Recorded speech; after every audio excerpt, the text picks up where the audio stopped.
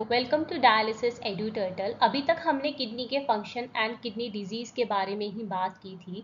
आज की वीडियो में हम किडनी फेलियर के बाद क्या क्या ट्रीटमेंट ऑप्शंस हो सकते हैं इसके बारे में डिस्कस करेंगे। अक्सर किडनी फेलियर वाले पर्सन को ये समझना बहुत ही मुश्किल हो जाता है कि उन्हें डायलिसिस क्यों दिया जा रहा है। कई बार उनके डायलिसिस का रूटीन अदर पर्सन के डायलिसिस रूटीन से डिफरेंट होता है। तो आज इन्हीं सब कन्फ्यूजन को हम दूर करेंगे।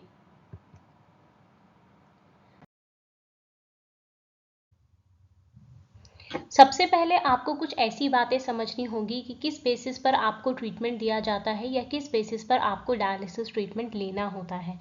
सबसे पहले ये डिपेंड करता है स्टेजेस ऑफ किडनी फेलियर पर। ओके, सो सीकेडी की 5 स्टेजेस होती हैं, 1 to 5। अर्ली स्टेजेस में हम किडनी डिजीज़ के प्रोग्रेस को रोकने के लिए ट्रीटमेंट देते हैं और बाद की स्टेजेस में हमारा ट्रीटमेंट देने का पर्पस होता है कि किडनी डिजीज़ से बॉडी में जो भी कॉम्प्लिकेशंस आती हैं उनको प्रिवेंट करना और बचे हुए किडनी के फंक्शंस को, जीएफआर को प्रिजर्व करके रखना। यानी कि किडनी का जितना भी बचा हुआ फंक्शन है हम उसको प्रिजर्व करके रखें, उसे ठीक करके रखें ताकि डायलिसिस की ज़रूरत ना पड़े। लास्ट की स्टेजेस में, लास्ट की जो स्टेज होती है and stage of renal disease, जिसे हम किडनी डिजीज़ स्टेज 5th बोलते हैं, लास्ट स्टेज होती है। इसमें हमें रीनल रिप्लेसमेंट थेरेपी ही देनी पड़ती है, जैसे कि डायलिसिस या फिर किडनी ट्रांसप्लांटेशन।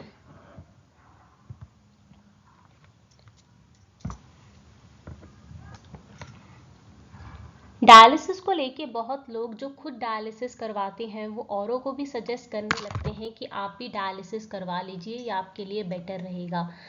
लेकिन ये बिल्कुल गलत है। डायलिसिस देना है या नहीं देना है ये डॉक्टर के रिकमेंडेशन से ही डिसाइड किया जाता है या इंडिविजुअल पर्सन की रिपोर्ट्स देख के, उनकी फिजियोलॉजिकल कंडीशंस को देखकर ही डिसाइड किया जाता है।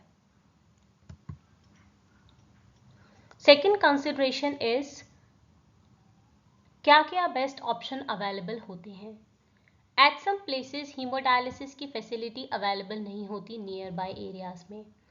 अगर कोई ट्रांसप्लांट के लिए कंसीडर करता है तो उसके लिए एक कंपैटिबल डोनर की अवेलेबिलिटी होना बहुत ज़्यादा ज़रूरी है।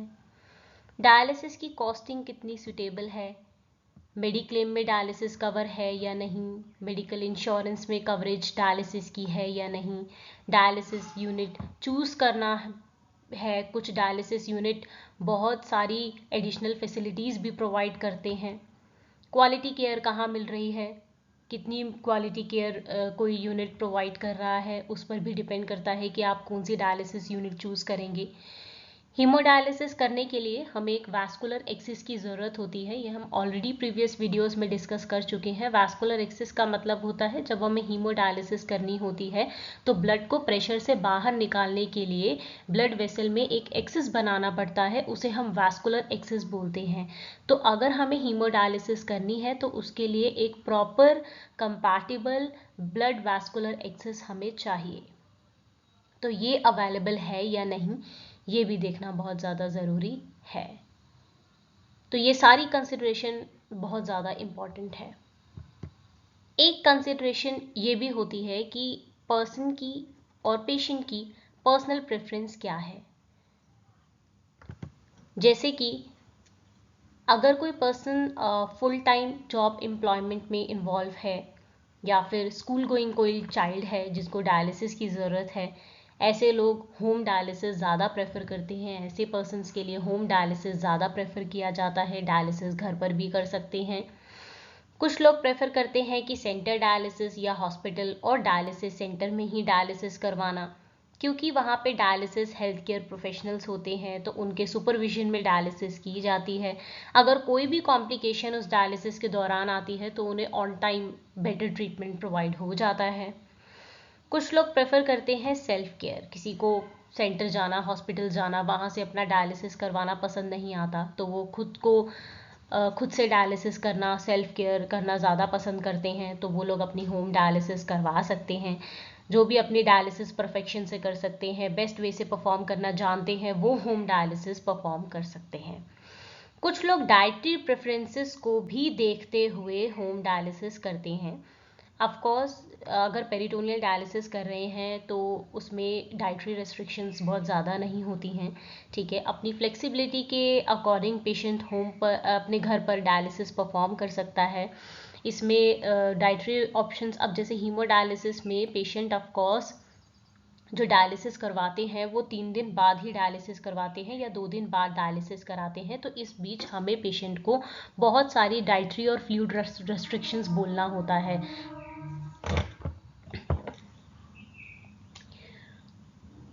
होम डायलिसिस में फैमिली का सपोर्ट और सेटअप की अवेलेबिलिटी होना भी बहुत ज़्यादा ज़रूरी है। अगर कोई होम डायलिसिस की रिक्वायरमेंट्स को ही मैनेज ना कर पाए तो हीमोडायलिसिस और सेंटर डायलिसिस ही बेस्ट ऑप्शन बचता है।